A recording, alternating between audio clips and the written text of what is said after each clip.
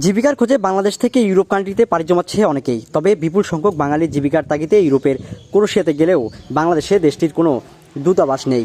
Visa আবেদন করতে হয় অনুমোদিত এজেন্সির মাধ্যমে, যা জমা দিতে হয় নেপালের রাজধানীতে অবস্থিত ক্রোয়েশিয়া ভিসা আবেদন কেন্দ্রের মাধ্যমে। তবে অভিযোগ উঠেছে, ভারতীয় ও নেপালিদের মাস দেড়েকের মধ্যে ভিসা প্রসেসিং সম্পূর্ণ হলেও বাঙালিদের 5 মাস পেরিয়ে গেলেও ভিসা না পাওয়ায় হতাশায় ভুগছেন বাঙালিরা। আবেদন প্রক্রিয়া নেপালিদের ক্ষেত্রে, ভারতীয়দের ক্ষেত্রে সম্পূর্ণ করতে তাদের 30-45 দিন সময় লাগে।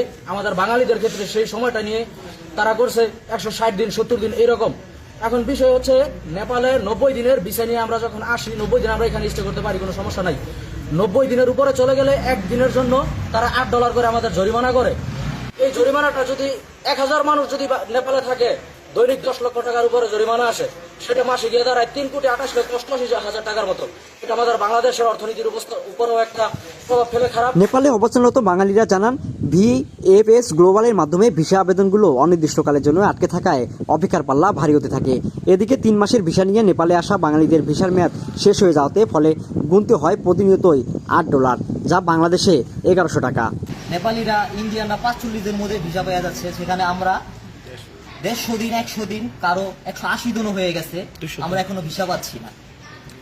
আমাদের অপরাধ কি? আমরা কি বাংলাদেশি পাসপোর্ট হোল্ডার, এটা কি আমাদের অপরাধ? বাংলাদেশি বলে কি আমাদের অপরাধ? আমাদের কি কোনো অধিকার নাই?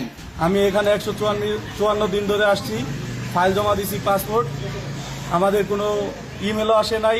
আর বিএফএস এ ইনকোয়ারি করছিলাম, ওইটারও কোনো অ্যান্সার দেয় নাই। এম্বাসি বলতেছে যে বাঙালিদের পাসপোর্ট হোল্ড, এবং আমাদের 90 দিনে বেশি হয়ে গেছে। 90 দিনের পর থেকে প্রতিদিন 1100 টাকা বাংলা টাকা জরিমানা আসতেছে, এবং 6 মাসের পরে 50,000 টাকা করে আমাদের জরিমানা এক্সট্রা দিতে হবে।